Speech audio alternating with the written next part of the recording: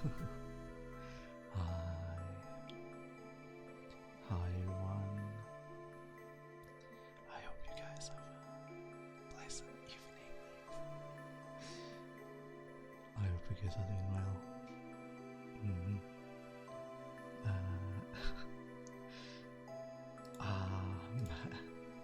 I feel like I've gotten so rusty at ASMR. I don't even know what to say or do. But today is just reading. So I hope it's not too loud. Lower the music a bit, so yeah, I'll do that. I can't see. Okay, there you go. It was indeed a bit too loud, sorry. But yeah, today I'm gonna read The Little Prince. We thank you for the advance. We read the first few chapters, like 9 chapters to be exact. And it's this story about how the narrator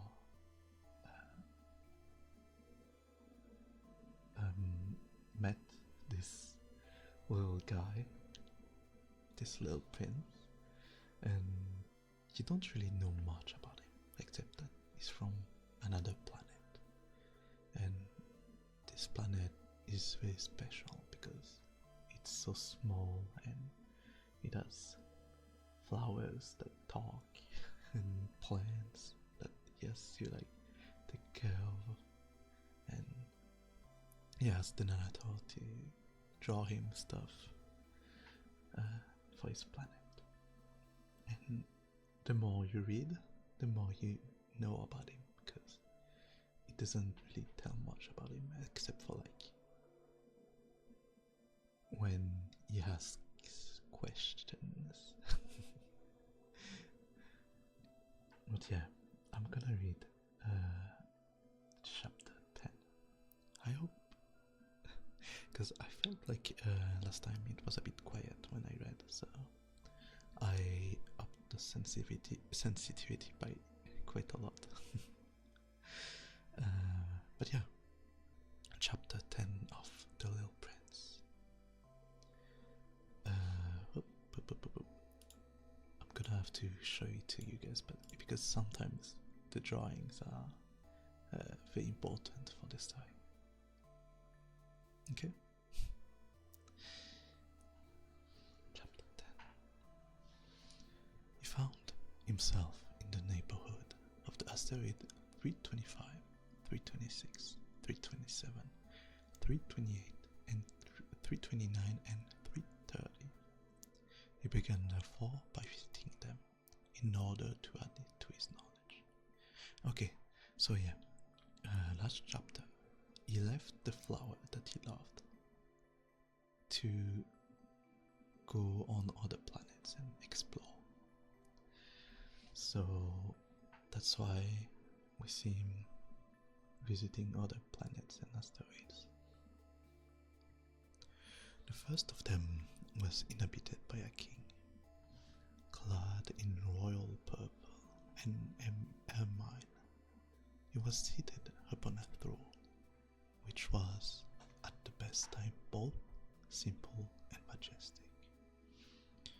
"Ah, here is a subject," exclaimed the king, when he saw the little prince coming. And the little prince asked himself, how could he recognize me when he had never seen me before? He did not know how the world is simplified for kings. To them, all men are subjects. "Approach, so that I may see you better," said the king, who felt consumingly proud of being at last a king over somebody. The little prince looked everywhere to find a place to sit down, but the entire planet was crammed and obstructed by the king's magnificent ermine robe. So he remained standing upright, and since he was tired, he yawned. "It is contrary to etiquette to yawn in the presence of a king. The monarch said to him, I forbid you to do so. I can't help it. I can't stop myself, replied the little prince, though rudely embarrassed. I've come on a long journey, and have no sleep. And then the king said, I order you to yawn. It is years since I've seen anyone yawning. Yawns to me are objects of curiosity. Come now, yawn again. It is an order.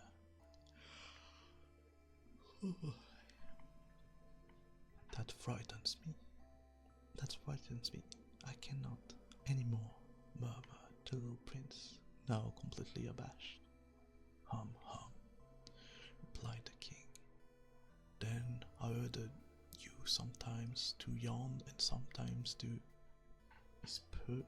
sputtered a little and seemed vexed, for what the king fundamentally insisted upon was that his authority should be respected. He tolerated no disobedience. He was an absolute monarch, but because he was a very good man, he made this order reasonable. If I order a general, he would say, by way of example, if I ordered a general to change himself into a seabird, and if the general did not obey me, that would not be the fault of the general, it would be my fault. May I sit down? Came now a timid inquiry from the little prince. I order you to do so. Oh, it's gonna be a bit big. But I forgot I had that pen. Let me grab my book.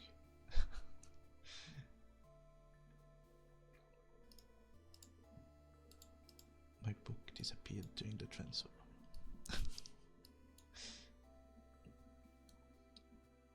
And my glasses too. One second. Need to get my glass, of course. Otherwise I don't look smart. I have to look smart, even though I cannot read. Okay, there you go. Oh, there you go.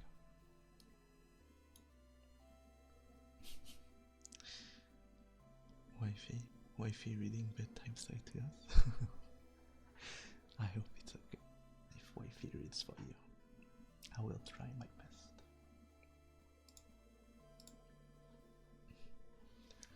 I order you to do so, the king answered him, and majestically gathered in a fold of his ermine mantle.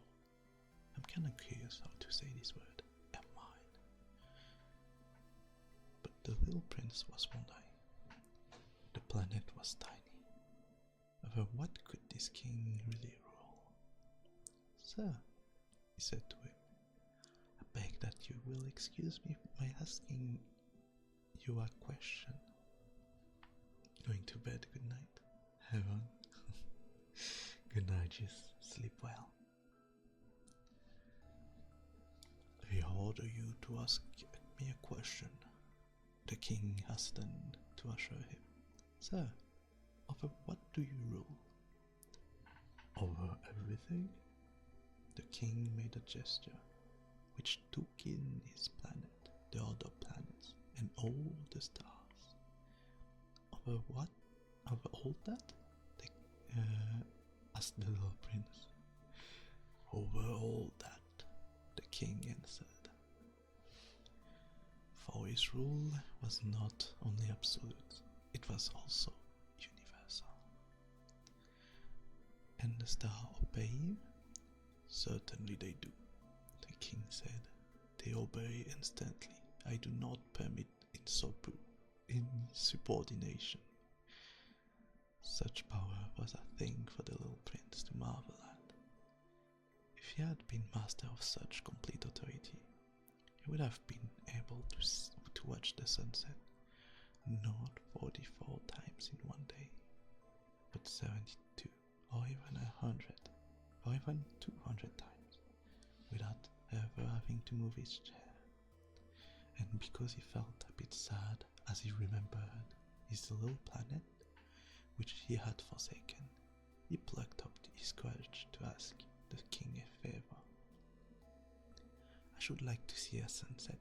Do me that kindness, order the sun to set.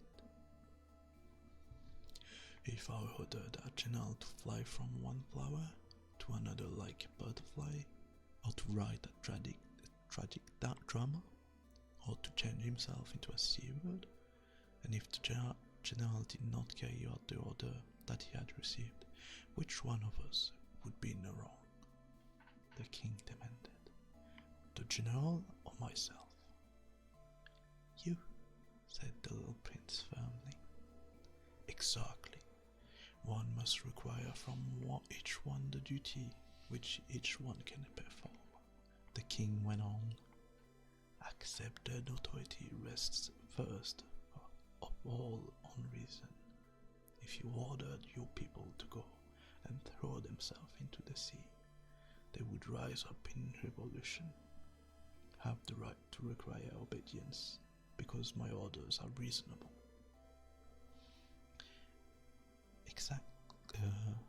Then my son said, the little prince reminded him, for he never forgot the question once he had asked it. You shall have your sunset, I shall command it, but according to my science of government, I shall wait until conditions are favorable. When will that be? Inquired the little prince. Hum, replied the king, and before saying anything else, he consulted a bulky almanac. That will be that will be this evening, about 20 minutes to 8, and you will see how well I am obeyed. The little prince yawned. He was regretting his lost sunset, and then too, he was already beginning to be a little bored. I have nothing more to do here, he said to the king. I shall set out on my way again. Do not go, said the king, who was very proud of having a subject. Do not go. I will make you a minister. Minister of what? Minister of justice. But there's nobody here to judge. We do not know that, the king said to him. I have not yet made a complete tour of my kingdom. I am very old. There is no room here for a carriage, and it tires me to walk. Oh, but I have looked already, said the little prince, turning around to give one more glance to the other side of the planet. On that side, as this, there was nobody at all. Then you shall judge yourself, the king answered. That is the most difficult thing of all. It is much more difficult to judge oneself than to judge another. If you succeed in judging yourself rightly, then you are indeed a man of true wisdom. Yes, said the little prince, but I can judge myself anywhere. I do not need to live on this planet. Hum, said the king. I have good reason to believe that somewhere on my planet there is an old rat. I heard him at night. You can judge this old rat from time to time. You will condemn him to death.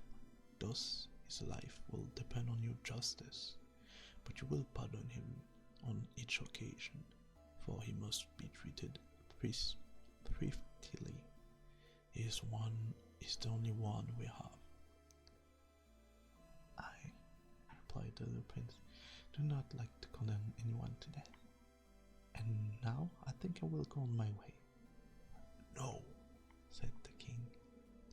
But the little prince, having now completed his preparation for departure, had no wish to grieve the old monarch. If If your Majesty wishes... Okay. If your Majesty wishes to be promptly obeyed, he said, he should be able to give me a reasonable order. He should be able, for example, to order me to be gone by the end of 1 minute. It seems to me that conditions are favorable. As the king made no answer, the little prince hesitated a moment. Then, with a sigh, he took his leave. I make you my ambassador, the king called out hastily. He had a magnificent air of authority. The grown-ups are very strange. The little prince said to himself as he continued on his journey. Chapter 11.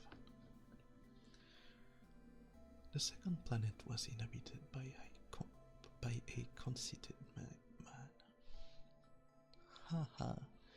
I'm about to receive a visit from an admirer, he exclaimed from afar when he first saw the little prince coming. For to concede all other men are admirers. Good morning, said the little prince. This is a queer hat you are wearing. It is a hat for salutes, the conceited man replied. It is to raise and salute when people acclaim me. Unfortunately, nobody at all ever passes this way. Yes?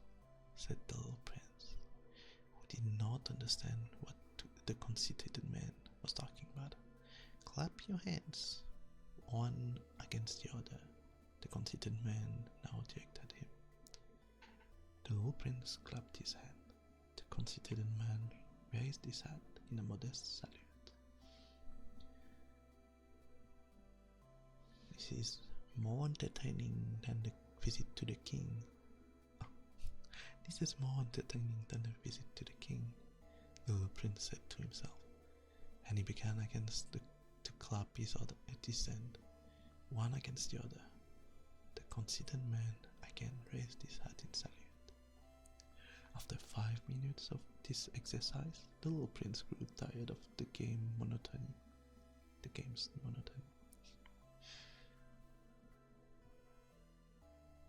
And what should one do to make the hat calm down? He asked.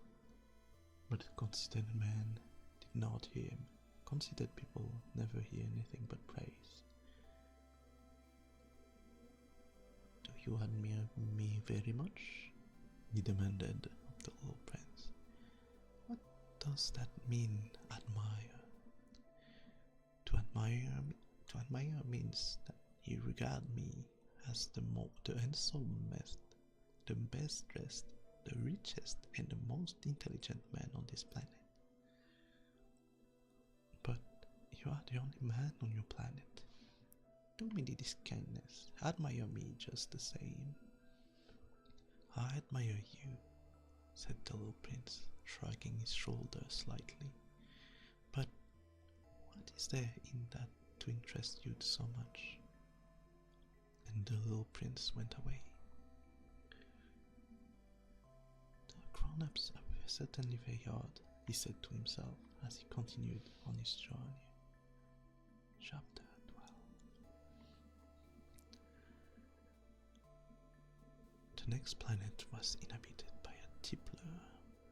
This was a very short visit, but it plunged the little prince into deep dejection. What are you doing here, there? He said to the... Oh, it's the little prince, my bad. What are you doing there? He said to the tripler, whom he found settled down in silence before a collection of empty bottles, and also a collection of full bottles. I'm drinking, replied the tripler with a lugubrious air. I'm really bad at doing voices. Maybe I should stop doing voices, but I feel like it would be better.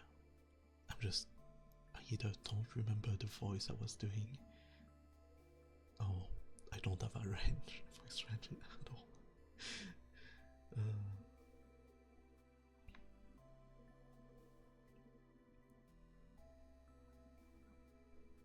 Why are you drinking? Demanded the little prince. So that I may forget, replied the tripler. Forget what? Inquired the little prince, who already was sorry for him. Forget that I am ashamed, the tripler confessed, hanging his head. Ashamed of what? Insisted the little prince, who wanted to help him. Ashamed of drinking, the tripler brought his speech to an end and shut himself up in an impregnable silence. And the little prince went away, puzzled.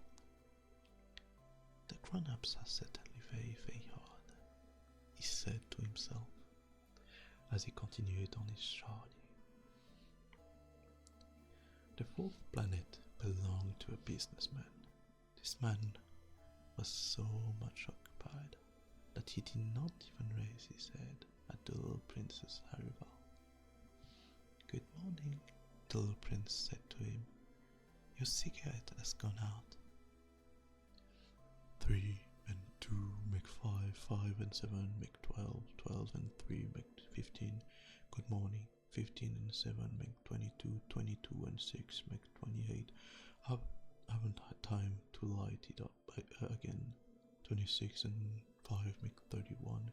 Phew, that makes 501,622,731. 500 million what? Asked the little prince. Huh? Are you still there? 501 million, I can't stop. I have so much to do. I'm concerned with matters of consequences. I don't amuse myself with balderdash. 2 and 5 make 7. 501 million what? Repeated the little prince, who never in his life had let go of that question once he asked it. The businessman raised his head. During the 54 years that I've inhabited this planet, I've been disturbed only 3 times. The first time was 22 years ago, when some giddy goose fell from goodness knows where. He made the most frightful noise that resounded all over the place, and I made a full mistake in my addition. The second time, 11 years ago, I was disturbed by an attack of rheumatism. I don't get enough exercise, I have no time for laughing. The third time, well, this is it.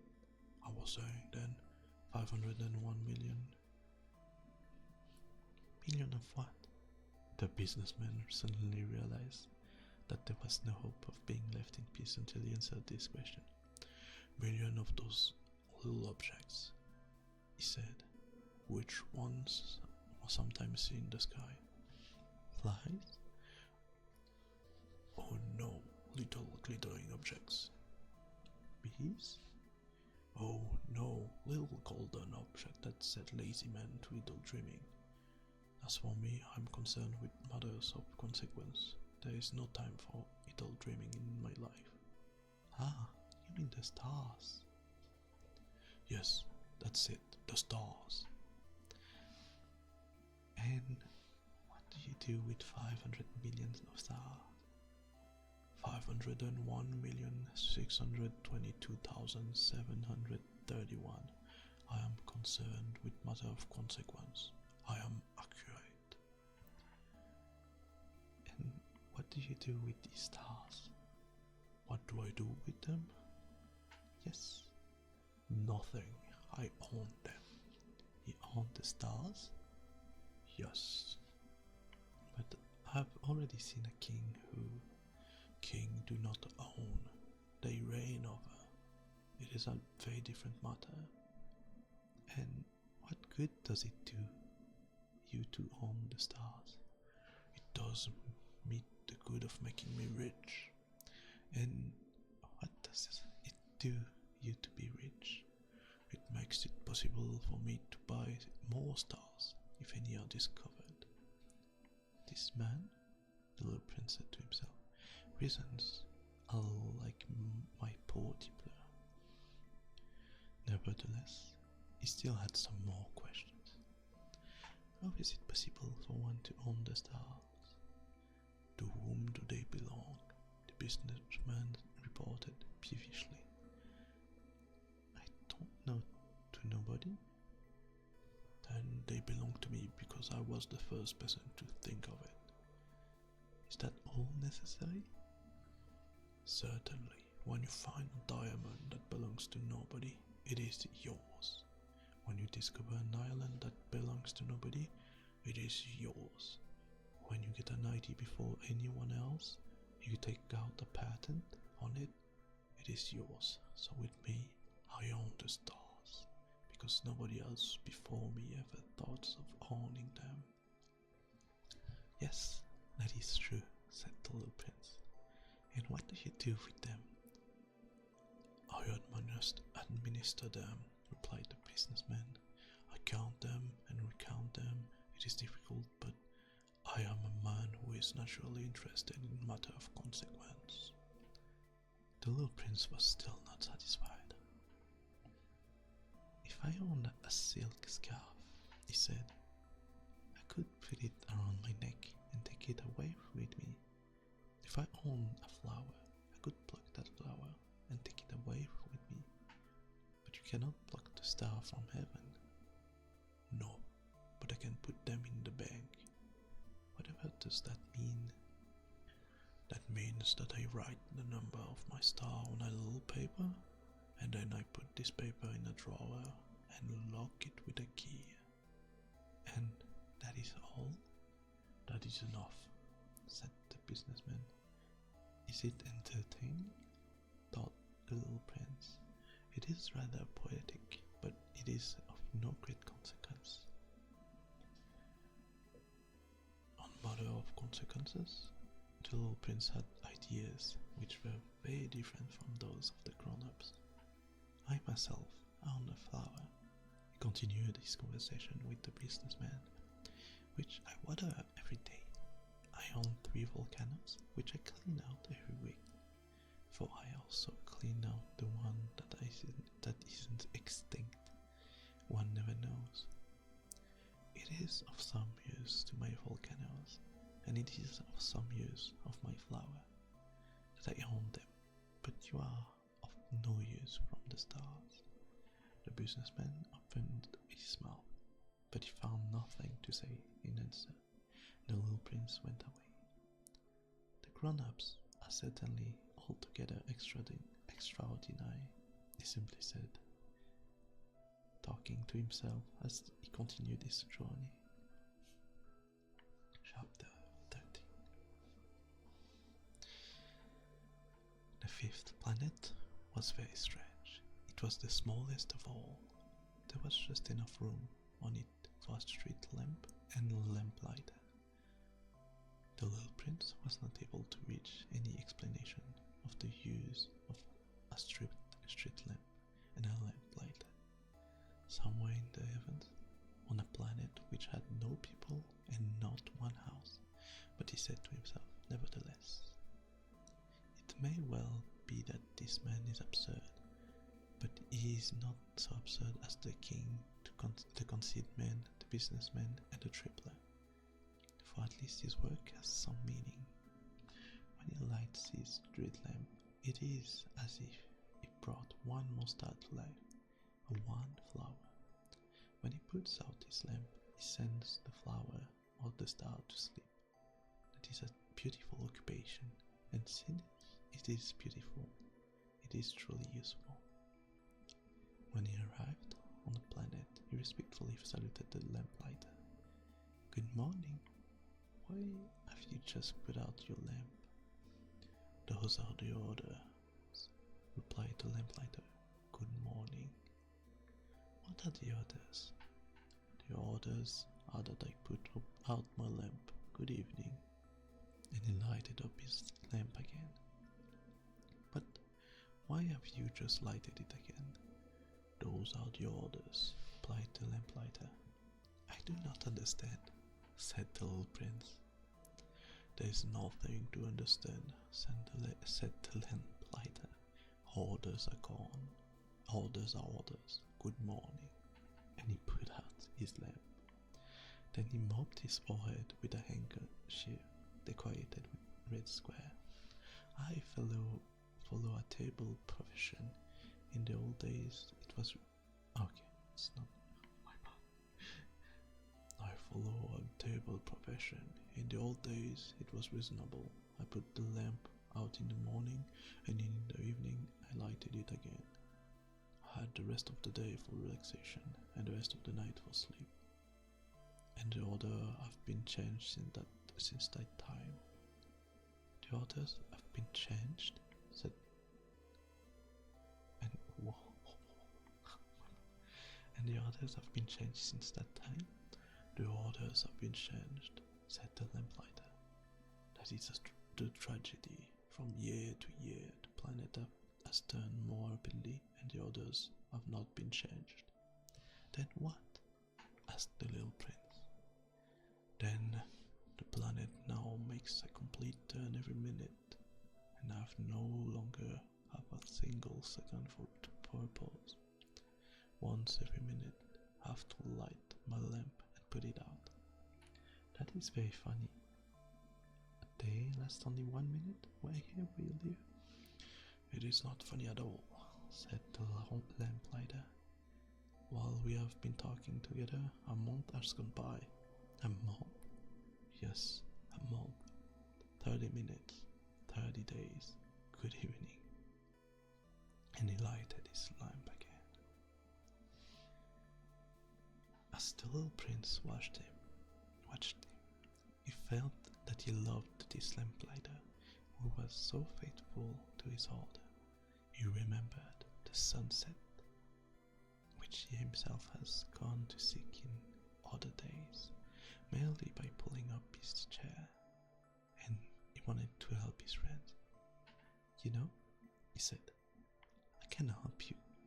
You have way you can rest whenever you want to. I always want to rest, said the lamplighter, for it is possible for a man to be faithful and lazy at the same time. The little prince went on with his explanation. Your planet is so small that 3 strides will take you all the way around it. To be always in the sunshine, you need only walk along rather slowly. When you want to rest, you will walk, and the day will last as long as you like. That doesn't do me much good, said the lamplighter. The only thing I love in life is to sleep. Then you're lucky, said the little prince. I'm lucky, said the lamplighter. Good morning. And he puts out his lamp. That man, said the little prince to himself, as he continued farther on his journey. That man would be scorned by all the others, by the king, by the conceit man, by the tripler, by the businessman. Nevertheless, he is the only one of them all who does not seem to be ridiculous. Perhaps that is because he is thinking of something else beside himself. Breathed a sigh of regret, and said to himself, that man is the only one of them all I could have made my friend, but his planet is indeed too small. There is no room on it for 2 people. What the little prince did not dare confess was that he was sorry most of all to leave this planet, because it was blessed every day with 1,440 sunsets.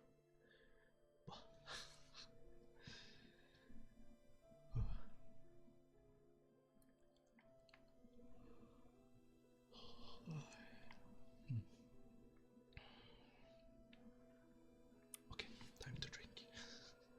Hydration.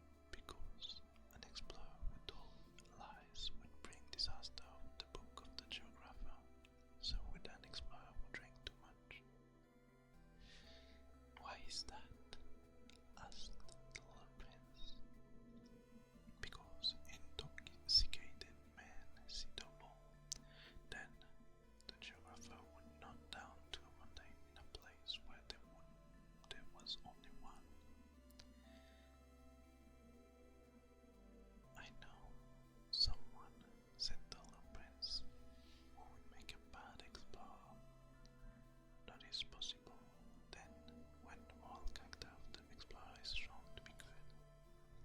An inquiry is ordered into his discovery. One goes to see it. No, that would be too complicated. But one requires the explorer to furnish proofs. For example, if the discovery in question is that of a large mountain, one requires that large stone be brought back from it. The geographer was then stirred from to excitement. But you come from far away. You are an explorer. You should describe your planet to me. And having opened his big register, the geographer sharpened his pencil. The recitals of explorers are put down first in pencil. One waits until the explorers furnish proofs before putting them down in ink. Well, said the explorer, the geographer expectantly. Oh, well, said the little prince, it's not very interesting. It is so small. 3 volcanoes, 2 volcanoes that are active, and the other is extinct. But one never knows. One never knows, said the geographer. Oh, I've also a flower. We do not record flowers, said the geographer. Why is that? The flower is the most beautiful thing on my planet. We do not record them, said the geographer, because they are ephemeral. What does that mean, ephemeral? Geographies, said the geographer, are the book which of all books are the most concerned with matters of consequence. They never become old-fashioned. It is very rarely that a mountain changes its position. It is very rarely that an ocean empties itself of its water. We write of eternal things, but extinct volcanoes may come to life. Again, the old prince interrupted. What does that mean, ephemeral? Whether volcanoes are extinct or alive come to the same thing to us, said the geographer. The thing that matters to us is the mountain. It does not change. But what does that mean, ephemeral? Repeated the little prince, who never in his life had let go of a question. Once he had asked it. It means which is in danger of speedy disappearance. Is my flower in danger of speedy disappearance? Certainly it is. My flower is ephemeral, the little prince said to himself, and she has only 4 thorns to defend herself against the world, and I have left her on my planet all alone. That was his first moment of regret, but he took the courage once more. What place would you advise me to visit now? He asked. The planet Earth, replied the geographer. It has a good reputation. And the little prince went away thinking of his flower.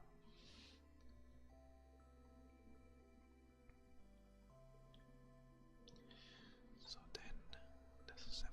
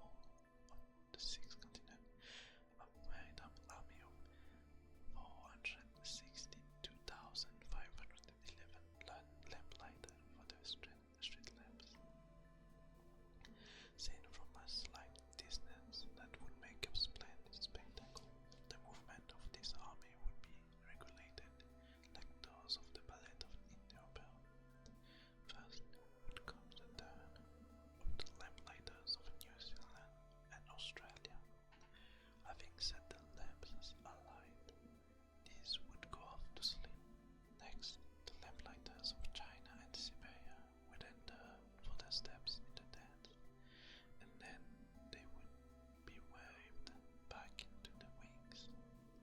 After that would come the turn on of the lamplighters of Russia and the Indies, those of Africa and Europe, and those of South America, then those of South America, then those of North America, and never would they make a mistake in the order of them entering upon the stage.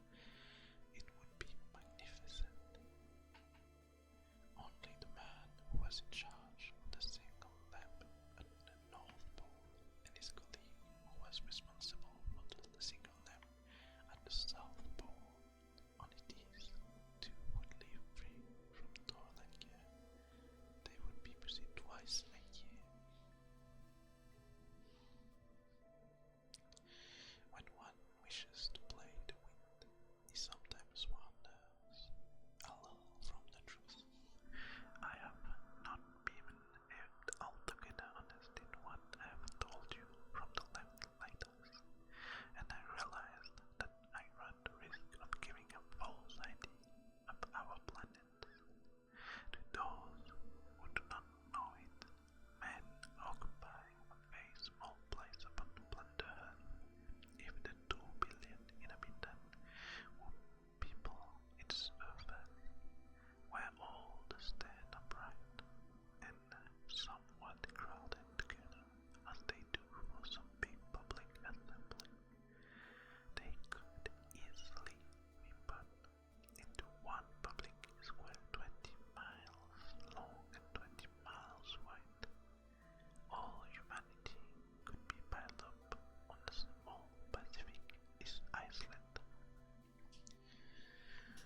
The grown-ups, to be sure, will not believe you when you tell them that they imagine that they fill a great deal of space. They fancy themselves as important as the baobabs. You should advise them then to make their own calculation. They adore figures, and that will please them. But do not waste your time on this extra task. It is unnecessary. You have, I know, confidence in me. When the little prince arrived on the earth, he was very much surprised not to see any people, but he was beginning to be afraid he had come to the wrong planet, when a coil of gold, the color of the moonlight, flashed across the sand. "Good morning," said the snake. "What planet is it this on which I have come down?" asked the little prince. "This is the earth. This is Africa," the snake answered. "Ah, then there are no people on the planet. This is the desert. There are no people in the desert." "The earth is large," said the snake. The little prince sat down on a stone and raised his eyes towards the sky. "I wonder," he said, "whether the stars are set a line in heavens, so that one day each one of us may find his own again. Look at my planet. It is right here above us, but how far away it is." "It is very beautiful," said the snake. "What has brought you here?" I've been having some trouble with a flower," said the little prince. Said the snake, and they were both silent. "It is also lonely among men," the snake said. The little prince gazed at him for a long time. "You are a funny animal," he said at last. "You are no thicker than the finger, but I am more powerful than the finger of a king," said the snake. The little prince smiled. "You are not very powerful,"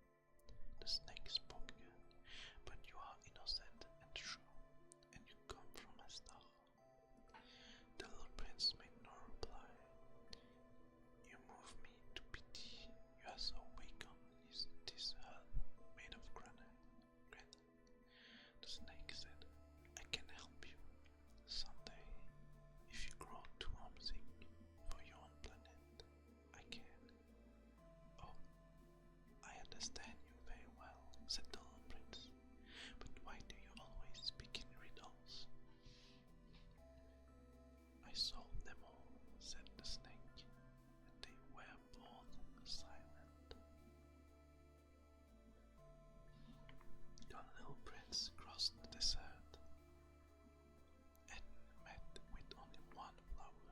It was a flower with three petals, a flower of no account at all. Good morning, said the little prince. Good morning, said the flower. Where are the men? The little prince asked politely. The flower has once seen a caravan passing. Men, she echoed. I think